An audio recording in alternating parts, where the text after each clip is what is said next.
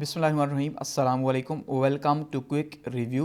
और quick review में आज हम बात करेंगे जी एडमिनिस्ट्रेटिव स्ट्रक्चर ऑफ पाकिस्तान की, यानी कि आज हम देखेंगे कि जो पाकिस्तान है इसका जो हुकूमती ढांचा है, ठीक है, वो किस तरह का है और यानी कि किस तरह से हुकूमत जो है वो पाकिस्तान के अंदर परफॉर्म कर रही है और अपने फंक्शंस जो है वो डे टू डे परफॉर्म करती है। तो उसकी हम बात करेंगे। उसमें हम देखेंगे फेडरल गवर्नमेंट जो हमारे पास है, क्योंकि पाकिस्तान एक फेडरेशन है, एक वफाकी मुल्क है, तो इस तरह से हम देखेंगे फेडरल गवर्नमेंट जो है वो क्या है और उसकी जो है वो किस तरह से परफॉर्म कर रही है हुकूमत उसके अंडर। इसी तरह से फिर हम देखेंगे जो प्रोविंसेस हैं वहाँ पे कैसे परफॉर्म कर रही है और फिर लोकल गवर्नमेंट हमारे पास आएगा। यानी ओवरऑल जो हमारे पास जो हुकूमती ढांचा है पाकिस्तान में हुकूमत करने का पॉलिटिकल स्ट्रक्चर के थ्रू, उसको हम डिस्कस करेंगे। तो स्टार्ट करते हैं। अब सबसे पहले तो अगर हम बात करें कि ओवरऑल हमारे मुल्क में किस तरह से जो है वो एडमिनिस्ट्रेशन हो रही है, यानी कि जो इंतज़ामी मामलात हैं वो कितने जो है वो लेयर्स पे मुश्तमिल हैं, तो हम नॉर्मली उन्हें कहते हैं कि 3 लेयर सिस्टम है हमारे पास, ठीक है जी। यानी कि 3 लेयर्स जो हैं या 3 टायर्स जो हैं वो गवर्नमेंट है पाकिस्तान की। कि सबसे पहले नंबर पे हमारे पास फेडरल गवर्नमेंट है जो सुप्रीम है, उसके बाद हमारे पास प्रोविंशियल ऑटोनॉमी है, यानी कि जो सूबाई हुकूमतें हैं वो सारी की सारी खुद मुख्तार हैं, और गो के खुद मुख्तार हैं लेकिन इसका मतलब ये नहीं कि वो सेंटर से अलग हैं, ठीक है। और थर्ड पे जो है वो लोकल बॉडीज़ हैं, गो के जो ये हमारे पास जो थर्ड है लोकल गवर्नमेंट, ये अभी तक इस तरह से पावरफुल आई नहीं और ना ही जो है इसको इस तरह से परफॉर्म किया गया। लेकिन जो हमारा कॉन्स्टिट्यूशन है अगर हम उसकी बात करें तो कॉन्स्टिट्यूशन ये बताता है कि हमारे पास, क्योंकि पाकिस्तान फेडरेशन है, तो एक फेडरल गवर्नमेंट होगी, उसके बाद प्रोविंशियल गवर्नमेंट होगी जो ऑटोनोमस होगी, और साथ में जो है वो लोकल गवर्नमेंट भी होगी और जो कि पावरफुल होगी, ठीक है, होगी। तो अभी जैसे हम देख रहे हैं कि लोकल गवर्नमेंट के इलेक्शंस वगैरह हो रहे हैं, तो ये हमारे पास जो है वो 3 टायर सिस्टम है गवर्नमेंट ऑफ पाकिस्तान का। तो सबसे पहली बात क्या है कि पाकिस्तान जो है वो एक फेडरल और पार्लियामेंट्री स्टेट है, ठीक है। यानी फेडरल कौन सी है? वफाकी है। वफाक एक ऐसी गवर्नमेंट होती है जिसमें जो सूबे होते हैं वो खुद मुख्तार या आज़ाद होते हैं। अब आप ये क्वेश्चन कर सकते हैं कि हम फेडरल गवर्नमेंट क्यों हैं। अब मुख्तलिफ तरह की गवर्नमेंट्स होती हैं पॉलिटिकल साइंस के अंदर, हम उसको डिस्कस करेंगे, यहाँ पे डेप्थ में नहीं जाते। लेकिन जैसे अब यूनिटरी गवर्नमेंट है तो पूरी की पूरी जो है वो एक ही जगह से कंट्रोल होगी, वहाँ पे प्रोविंशियल ऑटोनॉमी नहीं होती, ठीक है। इसी तरह से मोनार्की है, कहीं पे बादशाहत होती है, तो बादशाहत जो है बादशाह पूरे का पूरा जो है वो सिस्टम को कंट्रोल करता है। वैसे ही यहाँ पे फेडरल गवर्नमेंट है। तो फेडरल गवर्नमेंट पाकिस्तान को इसलिए बनाया गया कि उसकी सबसे इंपॉर्टेंट बात ये थी कि देखिए पाकिस्तान जो है, एक्चुअली पाकिस्तान क्यों बना, इसलिए बना कि पाकिस्तान 4 सूबों से मिलकर बना, और ये जो 4 सूबे हैं ये मुख्तलिफ एथनिसिटी रखते हैं। कोई एक जो है वो पंजाबी है, वहाँ पे पंजाबी लोग रहते हैं, ठीक है। एक सिंधी है, वहाँ सिंधी रहते हैं, दूसरे बलोची रहते हैं, और तीसरे जो हैं वो पख्तून है या हज़ारा के लोग रहते हैं। तो ये जो 4 मुख्तलिफ तरह के लोग यहाँ पाकिस्तान के अंदर मौजूद हैं, तो इनको जो है वो पाकिस्तान बनाया गया था 1947 के अंदर। तो जब 1947 के अंदर डिफरेंट तरह के लोगों को पाकिस्तान बना दिया गया एक बैनर के नीचे, ठीक है, कि भाई पाकिस्तान का मतलब क्या, ला इलाहा इल्लल्लाह, मतलब आइडियोलॉजी के ऊपर जो है वो पाकिस्तान बना। तो बाकी आइडियोलॉजी सेम थी, बाकी तो उनके कल्चर तो डिफरेंट थे। कि आइडियोलॉजी का अगर हम बात करते हैं, हम इस्लाम को मानते हैं, तो इस्लाम के हवाले से हमारा जो कल्चर है वो तो सेम है, लेकिन बाकी अब पंजाबियों का कल्चर अलग है, सिंधियों का अलग है, बलोची अलग है, और खैबर पख्तूनख्वा का अलग है। तो इसलिए जो है ये अलग अलग जो इलाके हैं, ये अलग अलग जो सूबे हैं, ये हमारे साथ जुड़े, तो फिर हमें जो है इनको ऑटोनॉमी देना थी, कॉन्स्टिट्यूशन को इनको ऑटोनॉमी, आज़ादी देना थी। तो इसलिए जो है वो फेडरल स्टेट बनाई गई। लेट सपोज अगर ये सारे के सारे पंजाबी होते तो फिर पाकिस्तान कौन सी स्टेट बनता? फिर पाकिस्तान यूनिटरी स्टेट बनता, क्योंकि फिर आज़ादी की जरूरत नहीं थी, फिर सारी की सारी एक ही गवर्नमेंट होती। ऐसा ही है, ये सारा के सारा सिंध होता तो फिर भी बात और थी, लेकिन क्योंकि ये अलग अलग हैं इसलिए जो है फिर क्या है कि यहाँ पे यूनिट बनाने पड़े, और वो भी ऑटोनोमस प्रोविंसेस जो है फिर वो वफाकी निज़ाम के अंडर ही आए। दूसरा हमारे पास है पार्लियामेंट्री, यानी हमारे पास जो पार्लियामेंट है फेडरल गवर्नमेंट के थ्रू जो है वो पार्लियामेंट्री सिस्टम है। और पार्लियामेंट हम जानते हैं कि बाई कैमरल पार्लियामेंट है, ठीक है, कि हमारे पास 2 ऐवानी जो है वो मुकन्ना है, एक कौमी असम्बली है और दूसरी जो है वो सेनेट है। तो ये जो मिलके बनाती हैं पार्लियामेंट, पार्लियामेंट्री स्टेट है। अच्छा, और जो हमारे पास पावर्स हैं, अगर हम देखें हुकूमत पावर कैसे प्रैक्टिस करती है, तो पावर की शेयरिंग है सेंटर के साथ और प्रोविंसेस। यानी कि कुछ पावर्स जो हैं वो ऐसी हैं, कुछ लॉज ऐसे हैं जो सिर्फ सेंटर के पास हैं, कुछ ऐसे हैं जो सिर्फ प्रोविंसेस के पास हैं, और कुछ ऐसे हैं जो सेंटर और प्रोविंसेस मिल के जो है जिनको रन करते हैं। ठीक हो गया, यानी कि पावर्स जो है पावर शेयरिंग है हमारे पास एक्चुअली में सेंटर और प्रोविंसेस के बीच में।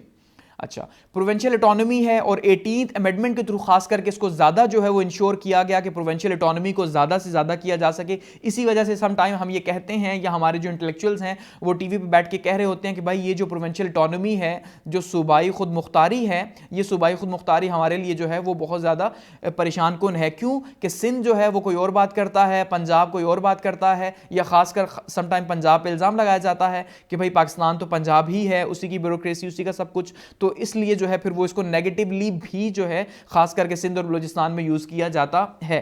ठीक है, तो इसका मतलब क्या है कि प्रोविंशियल ऑटोनॉमी 18th अमेंडमेंट के थ्रू ज्यादा की गई फेडरल गवर्नमेंट के थ्रू। अच्छा, अब लॉज किस तरह के हैं? एक सेंट्रल लॉज हैं, जैसे मैंने कहा कि जो सेंटर सिर्फ वफाक प्रैक्टिस करेगा, इस्लामाबाद से प्रैक्टिस होंगे। प्रोविंशियल लॉज हैं जो सिर्फ सूबे प्रैक्टिस करेंगे। और तीसरा कंकरेंट लॉज हैं जो कि दोनों मिल के जो हैं, यानी वफाक और सूबे जो है मिल के जो है इसको प्रैक्टिस कर रहे हैं। ये इनके बीच का लिंक है कि जो बता रहा है कि ये एक मुल्क है। ठीक है, अच्छा, इसी तरह से सेपरेशन ऑफ पावर है, गो कि इस पे भी हम सम टाइम जो है वो क्वेश्चन मार्क उठाते हैं कि भाई यहाँ पे सेपरेशन ऑफ पावर उस तरह से नहीं है जैसे दूसरे ममालिक के अंदर है, या खासकर जैसा प्रेसिडेंशियल सिस्टम हम ये कहते हैं होता है। ठीक है, लेकिन सेपरेशन ऑफ पावर है, जहाँ पे भी डेमोक्रेटिक गवर्नमेंट होगी, ठीक है, जहाँ पे भी जमहूरियत होगी तो वहाँ पे सेपरेशन ऑफ पावर होगी। एक ब्रांच है एग्जीक्यूटिव की, जिसका मतलब इंतजामात को संभालना, चलाना और उसको ओवरऑल देखना। दूसरा लेजिस्लेटिव ब्रांच है जिसका सिर्फ और सिर्फ पर्पस क्या है? लेजिस्लेशन करना, कानून साजी करना। और तीसरा जुडिशियल ब्रांच है जो कि इन दोनों के ऊपर भी चेक एंड बैलेंस है, और साथ में जुडिशरी जो है उसको मैनेज कर रही है पूरे मुल्क के अंदर अदलिया के निज़ाम को। तो ये तीन जो है अलग अलग पिलर्स हैं हमारे मुल्क की स्टेट के। ठीक है, एग्जीक्यूटिव, लेजिस्लेटिव और जुडिशियल। अच्छा, अब सेंटर की जो पावर्स हैं, अगर हम बात करें सेपरेशन ऑफ पावर की, तो ये तो सेंटर के अंदर भी हैं, बिल्कुल इसी तरह से सेपरेशन ऑफ पावर जो है वो प्रोविंसेस के अंदर भी है। यानी कि जो सूबाई हुकूमतें हैं, वो सूबाई हुकूमतें भी वहां पे भी जो है वो एक जो है वो एग्जीक्यूटिव होगा एक पावर, और दूसरी जो है वो लेजिस्लेटिव, क्योंकि वहां पे सूबाई हुकूमतें हैं, और तीसरा जो है वो जुडिशियल होगा। तो क्योंकि ऑटोनॉमी दोनों लेवल के ऊपर है, फेडरल गवर्नमेंट भी मौजूद है और सूबाई भी मौजूद है, तो इसलिए ये जो सेपरेशन ऑफ पावर है ये भी सूबाई के लेवल पे भी मौजूद है और वफाकी हुकूमत के लेवल पे भी जो है ये मौजूद है। और फिर उसके बाद लोकल सेल्फ गवर्नमेंट है, जो कि अभी तक मैंने जैसे कहा कि उस तरह से जैसे कॉन्स्टिट्यूशन कहता है वैसे तो कभी आई नहीं, सिर्फ एक मुशर्रफ साहब की कहा जाता है। लोकल गवर्नमेंट जो है वो 2000 का एक्ट जो था या 2005 में जो प्रैक्टिस किया गया तो वो बहुत पावरफुल था। उसके अलावा अभी तक इस तरह की कोई पावरफुल गवर्नमेंट, लोकल गवर्नमेंट बनी ही नहीं। तो ये एक ओवरऑल जो है वो स्ट्रक्चर है हमारी गवर्नमेंट का। अब इसको वन बाय वन देखते हैं कि किस तरह से जो है ये फंक्शन करता है हमारे मुल्क में। सबसे पहले बात करते हैं जी फर्स्ट ब्रांच की, जो सेपरेशन ऑफ पावर है, क्योंकि एक्चुअली में सेपरेशन ऑफ पावर ही जो है पूरा मुल्क उसी के थ्रू रन हो रहा है। यानी कहीं पे एग्जीक्यूटिव है, कहीं पे जो है वो लेजिस्लेटिव का रोल है, और कहीं पे जो है वो जुडिशरी का रोल है, और सारे का सारा मुल्क इसी तरह से नीचे मैनेज हो रहा है। तो सबसे पहले बात करते हैं एग्जीक्यूटिव की कि मुल्क के जो सरबराह है, जो ये ब्रांच है सरबराही ब्रांच, ये किस तरह से काम करती है। ठीक है, अब एग्जीक्यूटिव के अंदर हमारे पास सबसे पहले आते हैं जी प्रेसिडेंट साहब, जो कि हेड ऑफ द स्टेट हैं। यानी हमारे मुल्क के जो हेड हैं वो कौन है? सदर हैं, जो कि बराए नाम हैं, हम ये जानते हैं क्योंकि उनको कहा जाता है nominal head of the state. ये वो सिर्फ nominal head of the state हैं, लेकिन वो मुल्क के जो है वो सदर हैं। और जो हुकूमत के जो इख्तियार सारे का सारा है वो किसके पास है? वो प्राइम मिनिस्टर के पास है। यानी जो एडमिनिस्ट्रेटिव हेड हैं वो प्राइम मिनिस्टर हैं एग्जीक्यूटिव ब्रांच के अंदर। इंतजामी जो हेड हैं, ठीक है, जिनका काम है इंतजाम चलाना सारे का सारा, वो है हमारे पास प्राइम मिनिस्टर, जो कि सुप्रीम है, पावरफुल है। और जो मुल्क का जो सारे का सारा सरबराह है, ठीक है, मुल्क के हेड हैं, वो है जी सदर साहब। अब जो सदर हैं, सबसे पहले देखते हैं कि सदर कैसे बना जाता है। अब सदर बनने के लिए सबसे पहली शर्त तो क्या है कि मुसलमान होना चाहिए आपको। उसके बाद आपकी एज 45 साल होनी चाहिए, इससे कम नहीं होनी चाहिए, और आप इलेक्शन लड़ने के अहल होने चाहिए हैं। अब इलेक्शन लड़ने के अहल इसलिए कि कोई ऐसा बंदा, क्योंकि हमारा कॉन्स्टिट्यूशन बताता है आर्टिकल 61, 62 की जैसे बहुत ज़्यादा बात होती है कि कौन लोग जो हैं वो इलेक्शन लड़ सकते हैं। अब ऐसे जो क्रिमिनल्स हैं जिनके ऊपर केसेस हैं वो इलेक्शंस नहीं लड़ सकते, वो असम्बली का हिस्सा नहीं बन सकते। गो कि ये एक अलग बात है कि वही सारे लोग असम्बलीज में हमें बैठे हुए दिखाई देते हैं मेजॉरिटी के अंदर, लेकिन वो इलेक्शन लड़ने के अहल हो। यानी 3 शराइत हैं, मुसलमान हो, 45 साल एज हो और इलेक्शन के एलिजिबल हो। अब अगर बात करें प्रोसीजर क्या है इलेक्शन के लिए कि प्रेसिडेंट साहब जो हैं मुल्क के सदर किस तरह से जो है वो इलेक्ट होते हैं, तो ये इलेक्टोरल कॉलेज के थ्रू इलेक्ट होते हैं। ठीक है। इलेक्टोरल कॉलेज क्या है? इलेक्टोरल कॉलेज का मतलब ये है कि जो अवाम है उसकी डायरेक्ट वोट से ये इलेक्ट नहीं होते, बल्कि इनका एक अलग से तरीका है। उसमें हमारे पास जो इलेक्टोरल कॉलेज है वो बनता कैसे है? उसमें हमारे पास जो चारों सूबाई असम्बलियां हमारे पास मौजूद हैं, ठीक है, उनकी जितनी सीट्स होती हैं ये सारी की सारी प्लस होती हैं, साथ में जो हमारे पास सीट्स होती हैं कौमी असम्बली की, ठीक है, यानी नेशनल असम्बली की, और साथ में जो सेनेट की सीट्स होती हैं, ये सारी की सारी जितनी भी इलेक्टेड सीट्स हमारे मुल्क में मौजूद हैं ये सारी की सारी मिलकर बनाती हैं इलेक्टोरल कॉलेज। इन सबको जमा किया जाता है और ये बनती हैं 1174, ठीक है। फिर इनमें से जो है वो रेशो निकाल के तो 706 जो है ये बनती है, क्योंकि जो बलूचिस्तान है उसमें 65 सीट्स हैं हमारे पास, तो उसी के रेशो के हिसाब से फिर ये निकालते हैं और फिर उस हिसाब से जो है फिर ये मेंबर देते हैं। यानी अब हमारे पास यहाँ पे आप देखिए, अगर पूरे का पूरा जो टोटल हमारे पास जो इलेक्टोरल कॉलेज बन रहा है वो 1174 का है, जिसमें हमारे पास एक असम्बली, दूसरी, तीसरी, चौथी असम्बली, साथ में सेनेट और साथ में नेशनल असम्बली है, ठीक है। उसके बाद क्योंकि बलूचिस्तान जो है वो सबसे छोटी है तो उसके मेंबर्स की तादाद है 65, तो 65 ही बाकी जो है वो प्रोविंसेस की रखी जाएगी।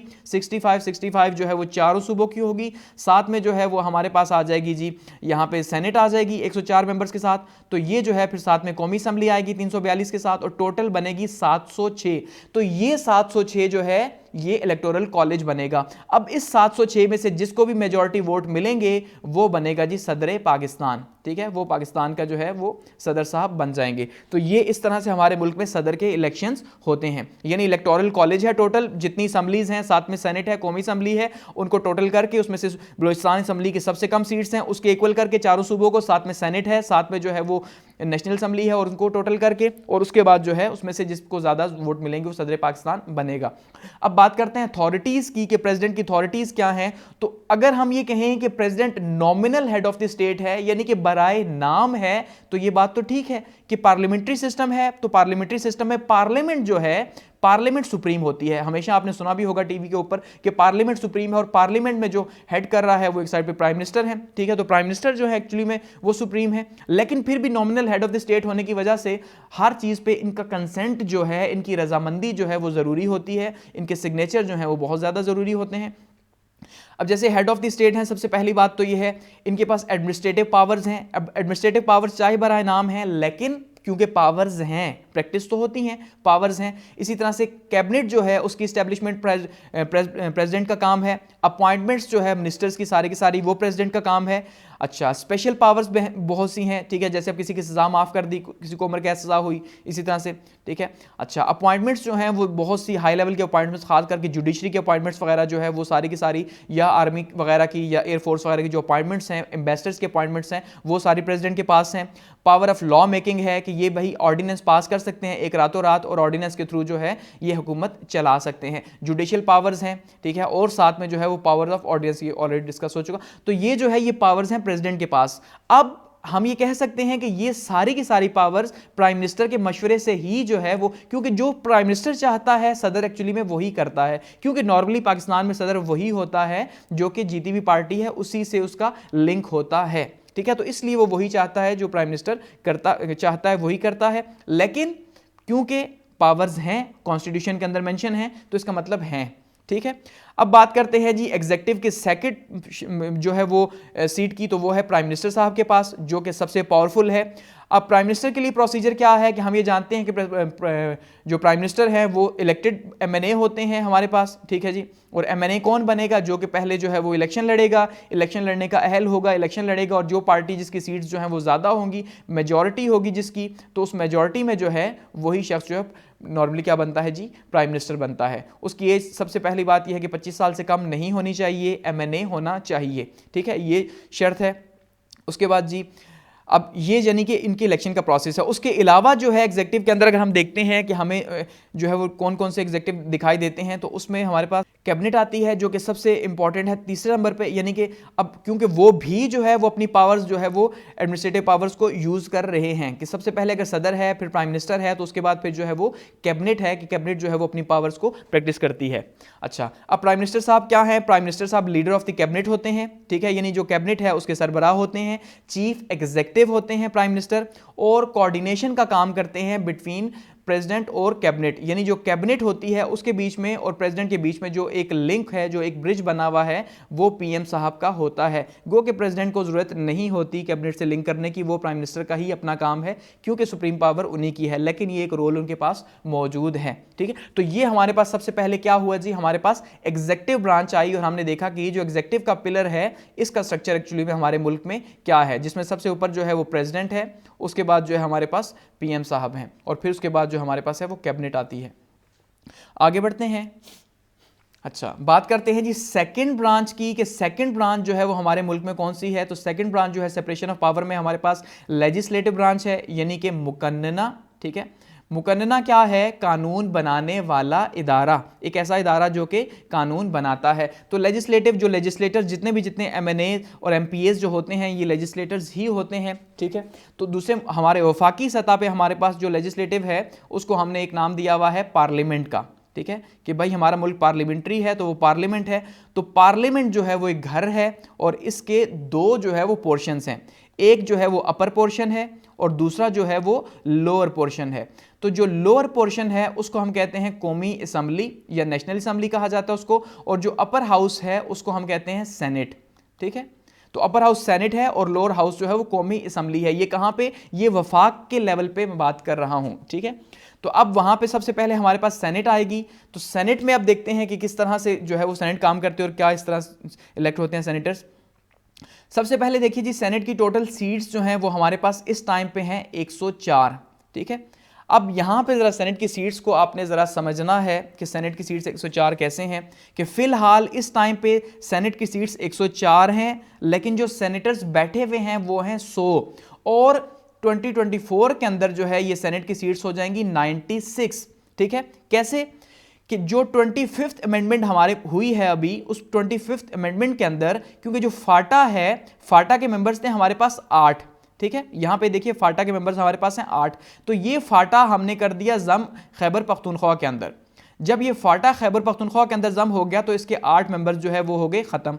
ठीक है, अब 8 मेंबर्स खत्म हो गए, लेकिन अब 8 खत्म तो हुए, लेकिन 4 अभी मौजूद हैं असेंबली के अंदर, क्योंकि उनकी टर्म रहती है और उनकी टर्म है 2024 तक। तो इसलिए 4 इलेक्ट ही नहीं हुए, जो नए इलेक्ट होने थे, तो वो 4 कम हो गए। जब वो 4 कम हुए 104 में से, तो पीछे रह गए 100।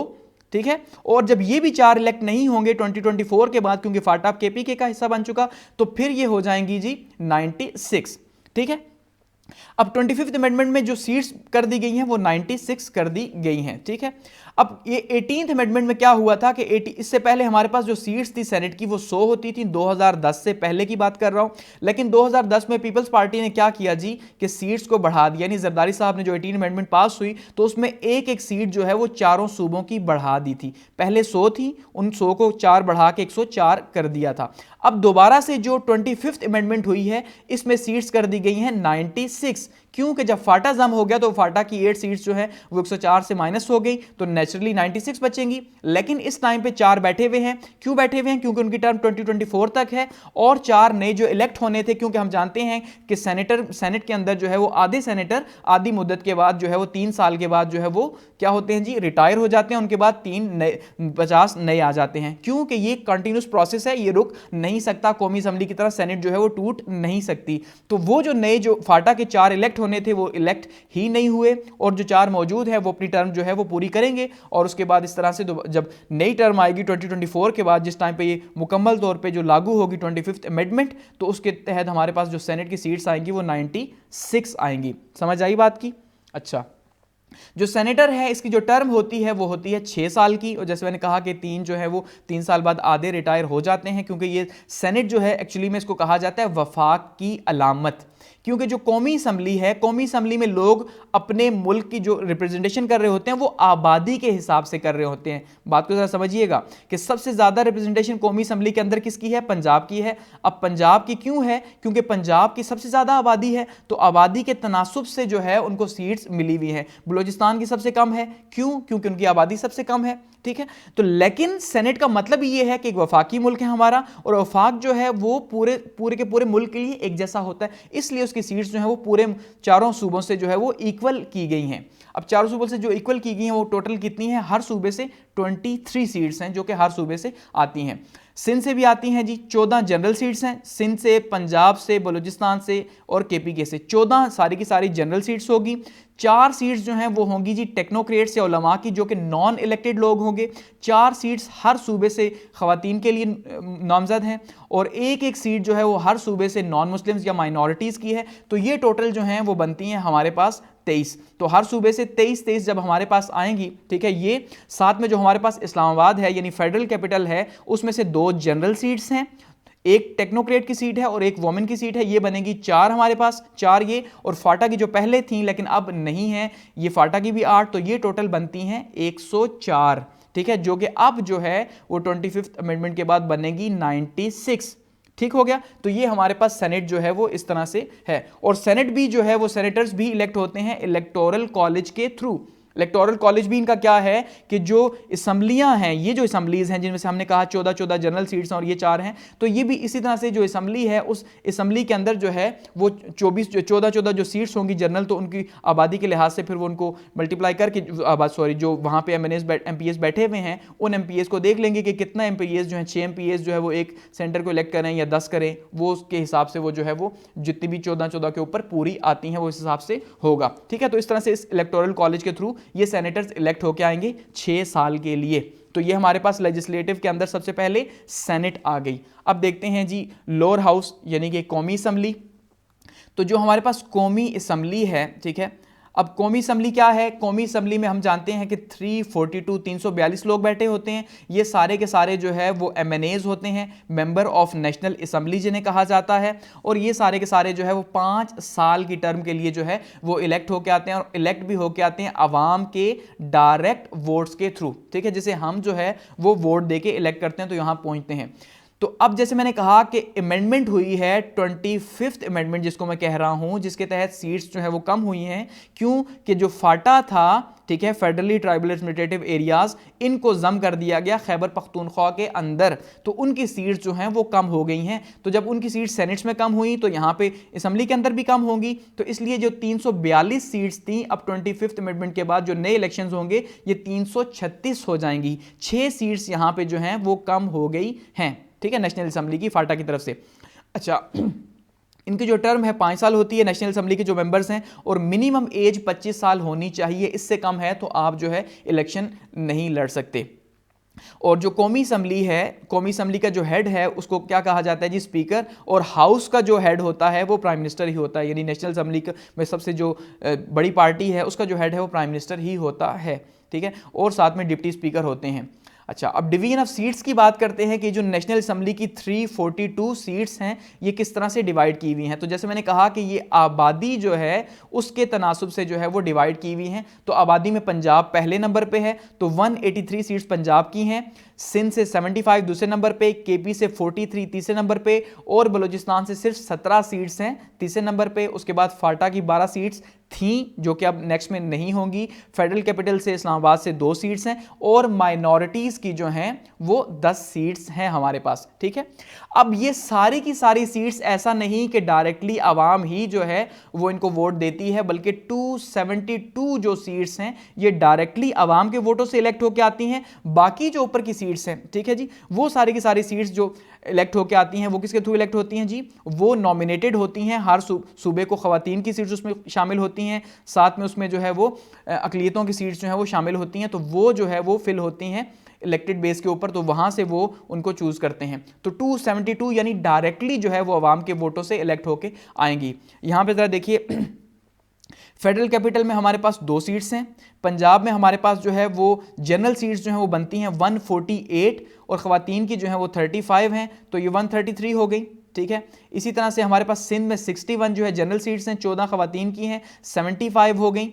अच्छा, और ये 10 जो नॉन मुस्लिम्स हैं ये सब पूरे सूबों के लिए एक ही है। इस तरह से NWFP जो हमारे पास अब चेंज हो चुका है, खैबर पख्तूनख्वा, ठीक है, तो खैबर पख्तूनख्वा की यहाँ 35 और यहाँ पे 8, 43 हो गई, ठीक है। और बलूचिस्तान की 14 और 3 जो है वोमेन की होगी, तो 17 यहाँ पे हो गई, और फाटा की जो 12 थी तो यहाँ पे 12, और जो कि ये टोटल बनती हैं 342, यानी कि 342। तो 272 जो हैं ये इलेक्ट होकर आते हैं आवाम के वोट से, और बाकी जो 60 प्लस ये जो 10 है, ये जो 70 सीट्स हैं, हर जो है वो पूरी की पूरी इलेक्ट होकर आती हैं। किससे इलेक्ट होती हैं जी? ये पूरी की पूरी जो है वो नॉमिनेट की जाती हैं, जो वहाँ की पार्टी के उसके हिसाब से जो है वो डिवाइड की हुई है कि भाई कितनी यहाँ पे ख्वातीन को मिलेंगी आबादी के हिसाब से, सिंध में कितनी मिलेंगी, तो उस हिसाब से फिर ये नॉमिनेट होकर आते हैं और ये 342 बनाते हैं। तो जैसे मैंने कहा कि फाटा की जो है वो अब कम हो जाएंगी, क्योंकि फाटा जो है अब वो केपीके का हिस्सा बन चुका। तो फाटा की 12 सीट्स थी, ठीक है। तो ये जो 12 सीट्स हैं, इन 12 सीट्स में से 6 तो वैसी की वैसी रहेंगी, जो कि अब क्योंकि ये केपीके का हिस्सा बना तो केपीके की सीट्स भी तो इंक्रीज होंगी ऑब्वियसली। अगर केपीके की 43 सीट्स हैं तो ये +6 हो जाएंगी इसके साथ, तो ये हो जाएंगी 49 सीट्स, और जो 6 हैं वो खत्म हो जाएंगी, जो बाकी ऊपर की 6 हैं वो खत्म हो जाएंगी। तो इस तरह से टोटल जो सीट्स बनेगी नेशनल असेंबली की वो 336 बनेगी, जो नेक्स्ट इलेक्शंस होंगे उसके अंदर, ठीक है। तो ये हमारे पास जो है वो लेजिस्लेटिव ब्रांच है, जिसमें हमारे पास दूसरा जो लेजिस्लेटिव ब्रांच आती है वो है नेशनल असेंबली, सेनेट के बाद। आगे बढ़ते हैं और बात करते हैं जी जुडिशियल ब्रांच की, जो थर्ड पिलर है हमारे पास, ठीक है। अब हमने देखा 2 पिलर्स हम देख चुके हैं और तीसरे पिलर की बात कर रहे हैं। सबसे पहले एग्जीक्यूटिव हमने देखा, सरबराह, उसके बाद लेजिस्लेटिव की बात कर ली हमने, और अब हम आते हैं जुडिशियल ब्रांच के ऊपर कि सेपरेशन ऑफ पावर है ये, कि एक ज़माना था कि जो सेपरेशन ऑफ पावर थी ये सारी की सारी हुक्मरान ही किया करता था, उसी के नीचे जो है वो जुडिशरी भी, उसी के नीचे वही कानून बनाता, वही सरबराह भी होता। लेकिन फिर हमने देखा ग्रेजुअली चेंज हुई, और ख़ास करके जो डेमोक्रेसी आई, तो डेमोक्रेसी के अंदर जो है वो ये इंट्रोड्यूस करवाया गया कि भाई अगर आप system of checks and balance नहीं रखेंगे तो मुल्क जो है वो कैसे रन करेगा। इसलिए जो है वो एक ब्रांच का दूसरी ब्रांच के ऊपर चेक एंड बैलेंस होना चाहिए, ताकि मुल्क जो है वो ठीक तरीके से रन हो सके। तो उसमें जुडिशियल ब्रांच हमारे पास थर्ड पे आती है। अब जुडिशियल ब्रांच में हमारे पास द फेडरल जुडिशरी सबसे टॉप पे है, कि सबसे पहले फेडरल जुडिशरी आएगी, और फेडरल जुडिशरी के अंदर हमारे पास आएगा सुप्रीम कोर्ट, ठीक है जी। सुप्रीम कोर्ट हमारे मुल्क की सबसे बड़ी अदालत है, जो कि इस्लामाबाद में है, ठीक है। और सुप्रीम कोर्ट का काम क्या है? इंटरप्रिटेशन ऑफ लॉज, के जो कवानीन बने हुए हैं, जो एग्जिस्टिंग लॉज हैं, जो मौजूदा हैं, उनको इंटरप्रेट करना। इसी तरह से जो नए कवानीन बनाए जा रहे हैं, अगर वो हमारे कॉन्स्टिट्यूशन के मुनाफी हैं, ठीक है, तो उनको जो है वो इंटरप्रेट करना कि भाई ये आप जो है वो कानून नहीं बना सकते, या इसमें ये आपको जो है वो चेंज करनी होगी। तो इंटरप्रिटेशन ऑफ लॉज है। और दूसरा इसका काम क्या काम है? प्रोविंशियल डिस्प्यूट्स जो होती हैं, जो सूबों के बीच में, एक सूबे से दूसरे सूबे का पंगा, दूसरे से दूसरे का, तो वो सारी की सारी अब कहाँ लेके जाएं, वो सारी की सारी आती हैं प्रोविंसेस की, जो है सुप्रीम कोर्ट डील करता है। इसी तरह से पब्लिक इंटरेस्ट के जो केसेस हैं, ठीक है, पब्लिक इंटरेस्ट के केसेस, उनको जो है वो डील किया जाता है सुप्रीम कोर्ट के अंदर। तो ये मेन ड्यूटीज हैं सुप्रीम कोर्ट की। इसी तरह से फिर सुप्रीम कोर्ट जो है इसकी ब्रांचेस आगे जुडिशरी भी होती है, जैसे सुप्रीम कोर्ट की जुडिशरी ब्रांच कराची हो गई, कोयटा हो गई, ठीक है। और इसके बाद फिर आता है हमारे पास सेकंड जो है वो हाई कोर्ट। पहले पे हमारे पास सुप्रीम कोर्ट है, फिर हाई कोर्ट हैं। चारों सूबों के अंदर जो है वो 4 हाई कोर्ट मौजूद हैं, ठीक है, जो कि सूबों के सबसे बड़े फिर आ जाते हैं हमारे पास जुडिशियल ब्रांच के अंदर, सबसे बड़े हेड आते हैं। उसके बाद फिर हमारे पास ओम्बुड्समैन आती है, या फिर वफाकी मुहतसिब जिसको कहा जाता है, जो कि 1983 में जो है वो बनाई गई थी। और इसका जो पर्पस था वो क्या था जी? एडमिनिस्ट्रेटिव अकाउंटेबिलिटी जो है वो सिटीजन अगर चाहें तो उनकी हो सकती थी। यानी कि अगर किसी शहरी को जो है वो कोई शिकायत हो किसी भी एडमिनिस्ट्रेटिव इशू के अंदर, किसी इदारे से हो, कोई भी, क्योंकि बहुत से इदारे हैं वफाक के अंदर, तो उसमें से किसी इदारे से भी जो है वो अगर किसी शहरी को इशू हो, मुझे कोई इशू है किसी इदारे से, तो मैं क्या करूंगा, या किसी प्रॉब्लम से किसी ने मुझसे रिश्वत मांगी, कुछ भी है, तो मैं जो है वो अपनी एप्लीकेशन लेके जाऊंगा वफाकी मुहतसिब या ओम्बुड्समैन में, तो यहाँ पे जो है ये मेरी सुनवाई करेंगे, ठीक है। ये उनकी जो है वो अकाउंटेबिलिटी है। और 1983 में ये ज़ियाउल हक साहब के ज़माने में जो है ये इसको तश्कील दिया गया था। उसके बाद हमारे पास वफाक पे आते हैं जी फेडरल शरिया कोर्ट्स, जो कि 1900 मई 1980 में ये भी ज़ियाउल हक साहब ने बनाए थे, ठीक है, जो कि शरीयत के अकॉर्डिंगली जो है फैसले करने का काम, और ख़ास करके जितने भी लॉज हैं हमारे मुल्क के अंदर, ठीक है, उनको अकॉर्डिंग टू शरिया करना, या अगर कोई लॉ ऐसे मौजूद हैं जो कि शरीयत के अकॉर्डिंगली, इस्लामी शरिया के अकॉर्डिंगली नहीं हैं, तो उनको इस्लामी शरिया के अकॉर्डिंगली जो है वो चेंज करना, ठीक है। अच्छा, इसके अलावा जो अपॉइंटमेंट्स हैं, जो फंक्शंस वगैरह हैं, वो सारे के साथ वो सुप्रीम जुडिशियल काउंसिल जो है उसके थ्रू होंगे, ठीक है। सुप्रीम जुडिशियल काउंसिल ही जो है वो जजेस को भी जो है वो नॉमिनेट करती है। अच्छा, अब बात करते हैं जी लोअर कोर्ट्स की। जो लोअर कोर्ट्स हैं, अगर हम बात करें सूबों के अंदर, यानी सूबाई या डिस्ट्रिक्ट लेवल के ऊपर बात करें, ज़िला के ऊपर, तो वहाँ पे हमारे पास आते हैं डिस्ट्रिक्ट कोर्ट्स, ठीक है, और सेशन कोर्ट्स आते हैं, और क्रिमिनल कोर्ट्स आते हैं, रेवेन्यू कोर्ट्स आते हैं, यानी कि फिर वो मुख्तलिफ तरह के कोर्ट्स हमारे पास ज़िला के लेवल पर जो है वो आ जाते हैं सूबे के अंदर। तो ये हमारे पास जुडिशियल जो ब्रांच है, इसका स्ट्रक्चर है। और ये है अदलिया। और अदलिया का क्या काम है जी? अदलिया का काम है इंसाफ को जो है वो कायम करना, या इंसाफ को रखना, और मुल्क के जितने भी इंसाफ के मामलात हैं, ठीक है, लॉ एंड ऑर्डर के, वो सारे के सारे अदलिया के ही खाते में हैं। आगे बढ़ते हैं। अब बात करते हैं जी, यहाँ पे हमारे पास कुछ कंबाइंड ऑर्गेनाइजेशंस हैं जो कि सूबों के अंदर भी मौजूद हैं, ठीक है, यानी कि सूबों में भी हैं और प्लस वफाक के अंदर भी जो है वो मौजूद हैं, तो दोनों मौजूद हैं। तो ऐसे इदारे जो है मिल के चल रहे हैं, जो कि एक्चुअली में जो है वफाकी हुकूमत बनाते हैं, क्योंकि अगर सूबे बिल्कुल आज़ाद हैं और वफाक बिल्कुल अलग है, फिर तो कोई पर्पज़ ही नहीं बनता, फिर तो एक मुल्क ही नहीं होगा। तो मुल्क तभी है कि भाई कुछ ना कुछ चीज़ें जो है वफाक से कंट्रोल हो रही हैं और कुछ जो है वो सूबों से अलग से हो रही हैं। तो जो कंबाइंड है उसमें सबसे पहले हमारे पास क्या है जी, प्लानिंग कमीशन ऑफ पाकिस्तान है, जिसका काम पूरे मुल्क के लिए जो है वो प्लानिंग करना है। तो प्लानिंग कमीशन ऑफ पाकिस्तान जो है ये एक जो है वो सूबाई और वफाक का एक मुश्तरका इदारा है। और इसमें सबसे इंपॉर्टेंट काम क्या है जी, प्लानिंग है, रिसर्च है, इकोनॉमी और इंफ्रास्ट्रक्चर के अंदर, ठीक है, यानी कि इकोनॉमी की जो प्लानिंग है या इंफ्रास्ट्रक्चर जो है जो सूबों के अंदर भी मौजूद है, उसकी जो काम है वो सारे के सारा प्लानिंग कमीशन के अंडर ही किया जाता है।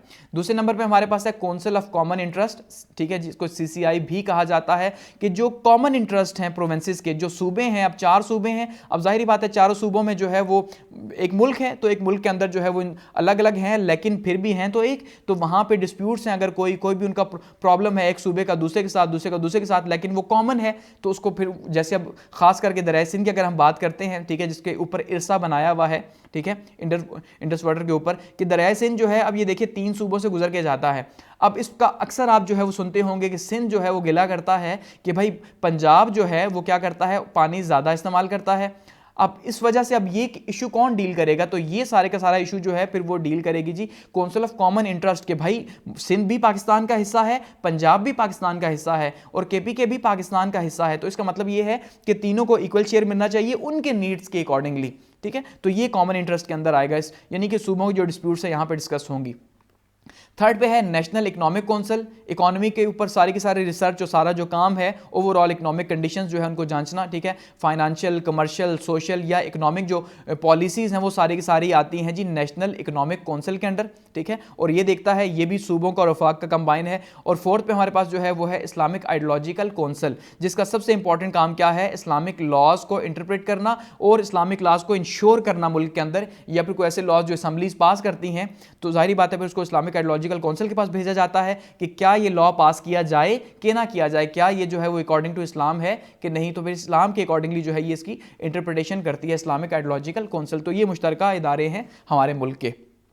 आगे बढ़ते हैं। अब बात करते हैं जी प्रोविंशियल गवर्नमेंट की, क्योंकि हमने कहा 3 लेयर्स हैं हमारी गवर्नमेंट की, जिसमें सबसे पहले हमारे पास वफाक है, ठीक है, वफाकी हुकूमत हमने देखा वहाँ पे सेपरेशन ऑफ पावर किस तरह से काम कर रही हैं, 3 पिलर्स। इसी तरह से अब जो सूबे हैं तो सूबाई लेवल के ऊपर भी सेपरेशन ऑफ पावर है, अब सूबे किस तरह से फंक्शन कर रहे हैं, तो सूबों में हमारे पास सूबे क्योंकि प्रोविंशियल ऑटोनॉमी है, फेडरेशन है, इस वजह से, और ख़ासकर 18 अमेंडमेंट जो है वो इंश्योर करती है कि हर सूबे के पास इतनी ऑटोनॉमी होनी चाहिए कि वो अपना सूबा जो है वो रन कर सके इंडिपेंडेंटली, ठीक है। इसी वजह से आप देखते हैं कि पाकिस्तान के अंदर इस टाइम पे भी अगर आप गवर्नमेंट देखें, उससे पहले भी देखें, तो हमारे यहाँ सिंध के अंदर जो गवर्नमेंट है वो नॉर्मली पंजाब के अंदर नहीं है, और जो पंजाब के अंदर है वो KPK के अंदर नहीं है, जो KP के अंदर है वो बलूचिस्तान के अंदर नहीं है, क्योंकि यहाँ पे अलग अलग पार्टीज जो हैं वो पावरफुल हैं। और अलग अलग पार्टीज इसीलिए पावरफुल है क्योंकि यहाँ इथनिसिटी अलग है, कि अगर सिंध में जो है वो पीपल्स पार्टी मौजूद है तो पीपल्स पार्टी के ग्राउंड सिंध है, वहाँ पर सिंधी लोगों के बीच में वो मौजूद है। इसी तरह से अगर पंजाब में हम पंजाबियों की बात करते हैं तो वहाँ पर अब जैसे PTI की है, लेकिन एक्चुअली में वहां पे नून लीग काफी ज्यादा स्ट्रांग रही है। इस तरह से KPK की बात करें तो यहाँ पे ANP वगैरह की अगर हम बात करते हैं, या ये PTI है या फजलुर रहमान साहब की जो पार्टी है, ठीक है, या जमात इस्लामी है, तो ये पार्टीज यहाँ पे और बलूचिस्तान के अंदर काफी ज्यादा तगड़ी हैं। इसका मतलब ये है इतनी सिटी के ऊपर यहाँ पे अलग अलग सूबे मौजूद हैं, तो फिर इसी वजह से ये एक सेंटर स्टेट बन नहीं सकते, तो अलग अलग से फेडरेशन बने हुए हैं कि भाई आप अपनी पार्टी जिसको भी चूज करते हैं वही आपके ऊपर रूल करेगी और वही आपके लॉज जो है वो उनको बनाएगी, ठीक है। तो इस तरह से फिर जो है वो प्रोविंशियल ऑटोनॉमी बहुत ज़्यादा ज़रूरी है। अब उसमें अगर हम देखें पावर और फंक्शंस की प्रोविंशियल गवर्नमेंट की, तो उसमें सबसे पहले हमारे पास सेपरेशन ऑफ पावर में एग्जीक्यूटिव है हमारे पास, ठीक है, कि एग्जीक्यूटिव के अंदर सबसे पहले हमारे पास गवर्नर साहब हैं। अब जैसे हमने कहा सदर जो हैं वो nominal head of the state हैं, यानी बराए नाम है, बिल्कुल इसी तरह से सिमिलरली हम ये कह सकते हैं जो गवर्नर हैं वो भी जो हैं वो बराए नाम हेड ऑफ द प्रोविंस हैं, कि वो nominal head of the province है गवर्नर साहब, ठीक है। और इनके जो काम है वो क्या है, जो कॉन्स्टिट्यूशन जो है वो बताता है कि ये काम करेंगे, अपॉइंटमेंट्स हैं, ठीक है। बिल्कुल इसी तरह से जैसे सदर जो है वो प्राइम मिनिस्टर से हलफ लेता है, ठीक है, और उसके बाद साथ में जो है वो कैबिनेट है उससे लेता है, तो इसी तरह से ये जो है ये भी यहाँ पे इनके अंडर आता है। अच्छा, अब यहाँ पे पावर्स ऑफ गवर्नर की अगर बात करें तो एग्जेक्टिव पावर्स है, यहाँ पे इंतज़ामी इख्तियारात हैं, जुडिशल पावर्स हैं, ठीक है, और ऑर्डिनेंसेस वगैरह अगर कोई पास करने हैं, ड्यूटीज़ हैं इमरजेंसी के दौरान, अगर किसी सूबे में इमरजेंसी लग जाती है नॉर्मली तो फिर वहाँ पे governor he one and all होगा, ठीक है, या खास करके सूबे में अगर मार्शल लॉ देखें लगता है, या गवर्नर राज जिसको कहा जाता है नॉर्मली, ठीक है, तो जो गवर्नर राज है, ठीक है, तो गवर्नर राज का मतलब ही ये है कि वहाँ पे अब जो असम्बली है वो असम्बली डिसॉल्व हो चुकी है, सूबाई असम्बली वो घर जा चुकी है, ठीक है, और अब यहाँ पे पीछे जो परफॉर्म हो रहे हैं सूबे की जितनी भी एक्टिविटीज़ हैं वो सारी की सारी गवर्नर के अंडर हैं। ये गवर्नर राज की सूरत में, या जब मार्शल लॉ लगते हैं तो तब भी जो है वो गवर्नर्स ही जो है वो पावरफुल होते हैं और वही ड्यूटीज़ परफॉर्म करते हैं। ये स्पेशल पावर्स हैं जो उनसे रिलेटेड हैं और ऑर्डिनेंसेस वगैरह हैं। उसके बाद क्या है जी, द कैबिनेट है, और कैबिनेट को जो हेड करते हैं, ठीक है, प्रोविंशियल इनकी ड्यूटीज़ हैं असाइन करने की। फिर उसके बाद हमारे पास गवर्नर के बाद दूसरे नंबर पे आते हैं चीफ मिनिस्टर साहब। यहाँ पे चीफ मिनिस्टर हैं, यानी कि जो जैसे अब वफाक के अंदर जो है वो वज़ीर आज़म जो है वो सबसे ज़्यादा पावरफुल हैं, बिल्कुल इसी तरह सूबे के अंदर जो है वो चीफ मिनिस्टर जो हैं वो वज़ीर आला जो हैं वो सबसे ज़्यादा पावरफुल हैं और उन्हीं की अथॉरिटी है। जो पार्टी जीतती है असम्बली में, जिस पार्टी की अक्सरियत होती है, वही पार्टी जो है अपना जो है वो नॉमिनेट करती है वज़ीर आला। तो एडमिनिस्ट्रेटिव हेड हैं, जब जैसे अगर नॉमिनल हेड प्रोविंस के गवर्नर हैं तो वैसे ही एडमिनिस्ट्रेटिव हेड जो हैं सारी की सारी रिस्पॉन्सिबिलिटीज़ जो हैं वो चीफ मिनिस्टर के ऊपर होती हैं, ठीक है। और अब बात करते हैं जी लेजिस्लेटिव की, कि सूबे के अंदर भी लेजिस्लेटिव मौजूद हैं, ऑटोनॉमी है तो सूबाई असम्बलीज भी मौजूद हैं, और सूबाई असम्बलीज भी बिल्कुल इसी तरह से जैसे वफाकी असम्बली यानी कि कौमी असम्बली जैसे अपना काम करती है, वैसे ही सूबे के अंदर भी जो है वो सूबाई असम्बलीज अपना काम करती हैं। उनका काम भी उसी तरह से बिल पास करना और लॉज जो है वो अपने आवाम के लिए बनाना है। यहाँ पे अगर हम बात करें सीट्स की तो हमारे पास सीट्स में सबसे पहले पंजाब है। पंजाब की जो सूबाई असम्बली की सीट्स हैं वो 371 है। उसके बाद सिंध है 168 सीट्स इसकी हैं। फिर KPK है 124 सीट्स इसकी हैं। फिर बलोचिस्तान है 65 सीट्स जो हैं वो इसकी हैं। यहाँ पे ये देखिए हमारे पास बलोचिस्तान की जो हमारे पास जनरल जो है मैंडेट आता है, जनरल सीट्स यानी जो है वो 51 है, और वोमेन की जो है वो 11 है, माइनॉरिटीज़ की जो है वो 3 हैं, तो ये टोटल 65 बनती हैं। KPK के अंदर 99 जो हैं वो जनरल हैं, 22 जो हैं वो वोमेन की हैं, और 3 जो हैं वो माइनॉरिटीज़ की हैं, टोटल 124 बनेंगी। इसी तरह से पंजाब के अंदर 297 जनरल हैं और 66 जो हैं वो वोमेन की हैं, और 8 जो हैं वो माइनॉरिटीज़ की हैं, तो टोटल 371 बनेंगी। फिर सिंध की बात करें तो 130 जो हैं वो जनरल हैं, 29 जो है वोमेन की हैं, और 9 जो हैं वो माइनॉरिटीज़ की हैं, और टोटल 168 बनेंगी। तो ये हमारे पास जो सूबाई असम्बलियां हैं उनकी तादाद है, और इनका काम भी बिल्कुल उसी तरह से लेजिस्लेशन करना है, ठीक है, जैसे कि वफाकी हुकूमत वहाँ पे लेजिस्लेशन करती है वफाक पूरे मुल्क के लिए, इसी तरह से ये अपने सूबे के लिए जो है वो लेजिस्लेशन या कवानीन बनाते हैं, ये असम्बलीज बनाती हैं। अच्छा, अब अगर पावर की बात करें, पावर चीफ मिनिस्टर की क्या है या कैबिनेट की क्या है, ठीक है, कि सबसे पहले चीफ मिनिस्टर हैं। चीफ मिनिस्टर जो हैं फिर अब उन्होंने उनके नीचे कैबिनेट मौजूद है जैसे वफाक के अंदर है, और कैबिनेट जो है वो इदारों को रन करती है। तो चीफ मिनिस्टर जो है वो अपॉइंटमेंट्स करते हैं मिनिस्टर्स की। एडमिनिस्ट्रेटिव पावर सारी की सारी चीफ मिनिस्टर के पास हैं। लॉ मेकिंग की पावर्स जो हैं असल में ये चीफ मिनिस्टर के पास तो नहीं लॉ मेकिंग पावर्स, लेकिन ये है कि वो जाहिर बात है जो लॉ बनाना चाहेंगे वो कैबिनेट के सामने रखेंगे, और उसके बाद जो है वो कैबिनेट जो मिनिस्टर है वो रेलिवेंट वो लेके आएगा असम्बली के अंदर। इस तरह से फाइनेंशियल पावर्स हैं, और केयर टेकर कैबिनेट जो है वो भी नॉमिनेट कर सकते हैं, ठीक है। तो ये हमारे पास जो है वो पावर्स आ रही हैं हमारे पास प्रोविंसेस के अंदर। और एट दी एंड बात करते हैं जी थर्ड टायर के ऊपर। जो थर्ड टायर हमारे पास आता है, जो तीसरी तय है हमारे पास हुकूमत की, वो है मकामी हुकूमतें। अब मकामी हुकूमतें या लोकल सेल्फ गवर्नमेंट जो है, एक्चुअली में ये एक अलग से कंप्लीट टॉपिक है, लेकिन इसको आप सिंपली समझ लीजिए, क्योंकि अब इस टाइम पे जो अगर हम बात करें हमारे पास जो लोकल सेल्फ गवर्नमेंट है उसका स्ट्रक्चर थोड़ा चेंज हो चुका है, क्योंकि इस टाइम पे पंजाब के पास अपना लोकल गवर्नमेंट है, सिंध के पास अपना स्ट्रक्चर है, KPK के पास अपना है, और बलूचिस्तान के पास अपना है। क्योंकि 18th अमेंडमेंट के बाद से क्या हुआ कि सूबे जो हैं वो आज़ाद हैं, तो वो ऑटोनोमस हैं, ठीक है। अब ऑटोनोमस होने की वजह से उनके पास अपने इख्तियारात हैं कि वो जैसे चाहते हैं अपने जो डिवीजन्स हैं, जो डिस्ट्रिक्ट्स हैं, उनको कैसे रन करना चाहेंगे। तो हर एक ने फिर जो है वो अलग अलग से जो है वो अपना सिस्टम ड्रॉ किया हुआ है। अब केपी का अलग, पंजाब का अलग, सिंध का अलग है, तो वो अलग अलग से उसके ऊपर डिटेल से मैं आपको वीडियो बनाऊंगा, उसके ऊपर डिटेल से हम बात करेंगे। इससे पहले जो ओवरऑल अगर हम बात करते हैं हिस्ट्री में हम देखते हैं तो नॉर्मली कभी भी जो हमारे पास जो हम कहते हैं जमहूरी हुकूमत जो आई है, ठीक है, जमहूरी हुकूमत जो वोट की ताकत से आई है, वो हुकूमत कभी भी जो है हमारे लोकल सेल्फ गवर्नमेंट नहीं लेके आ सकी, क्योंकि जो एक्चुअली में हमारा जो 1973 का कॉन्स्टिट्यूशन है वो तो ये बताता है कि भाई हमारे पास लोकल गवर्नमेंट होनी चाहिए, क्योंकि हम एक जो है वो पॉलिटिकल डेमोक्रेटिक कंट्री है। तो डेमोक्रेसी का मतलब ये है कि अवाम जो है वो अपनी जो हुकूमत है वो सेल्फ गवर्नमेंट है, अवाम अपनी हुकूमत खुद कर रही है, क्योंकि उसमें सबसे ज़्यादा इंपॉर्टेंस वोट की होती है।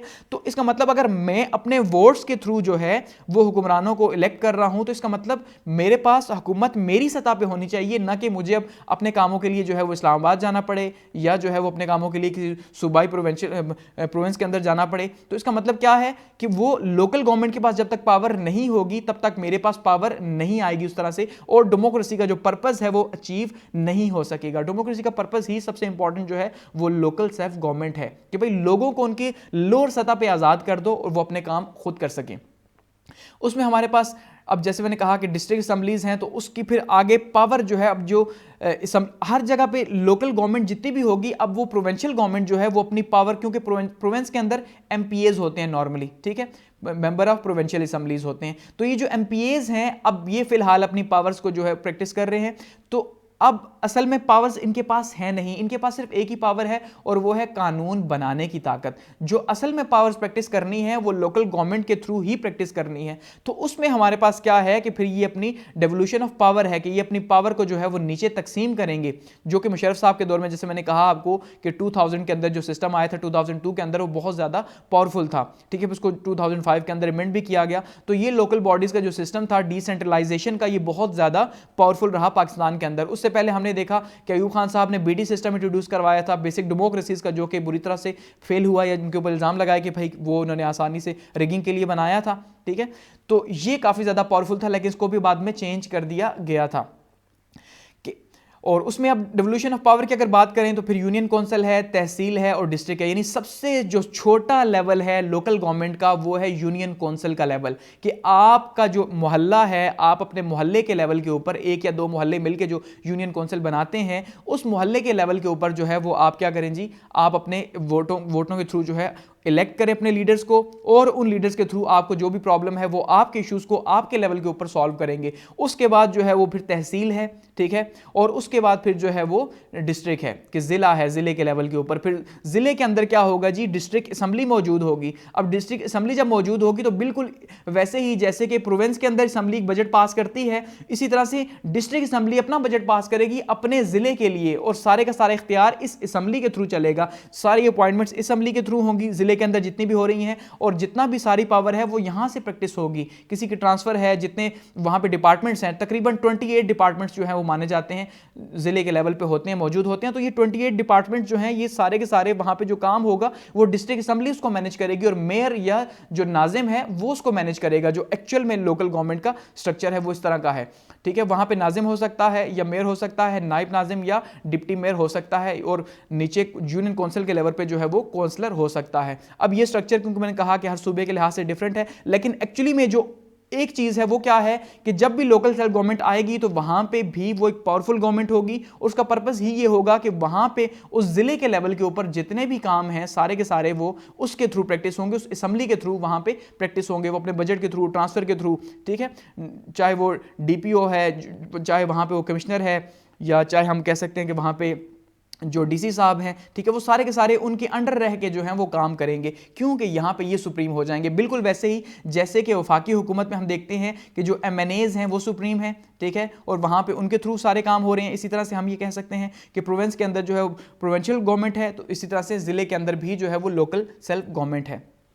तो ये ओवरऑल जो है वो 3 टायर का हमारे मुल्क में एक स्ट्रक्चर है, एडमिनिस्ट्रेटिव स्ट्रक्चर, कि जो इस तरह से रन होता है कि सबसे पहले वफाक है, वफाक से हमारा मुल्क जो है वो कंट्रोल हो रहा है। उसके बाद हर सूबा जो है वो आज़ाद है, ऑटोनॉमी है उसके पास, वो वहाँ से मैनेज कर रहा है अपने डिस्ट्रिक्ट्स को। और उसके बाद फिर लोकल सेल्फ गवर्नमेंट है, ठीक है, यानी वफाक आ गया, उसके बाद हमारे पास यहाँ पे सूबे आ गए हमारे मुल्क के अंदर, और फिर उसके बाद जो है वो सूबों के अंदर लोकल सेल्फ गवर्नमेंट हमारे पास मौजूद है। तो ये हमारे पास जो है वो 3 टियर सिस्टम मौजूद है। तो यहाँ पे इस लेक्चर को जो है वो क्लोज करते हैं और at the end thanks for watching. और जितनी भी फीडबैक है उसके लिए कमेंट सेक्शन मौजूद है आपके पॉजिटिव और नेगेटिव के लिए, ठीक है। और थैंक्स फॉर वॉचिंग।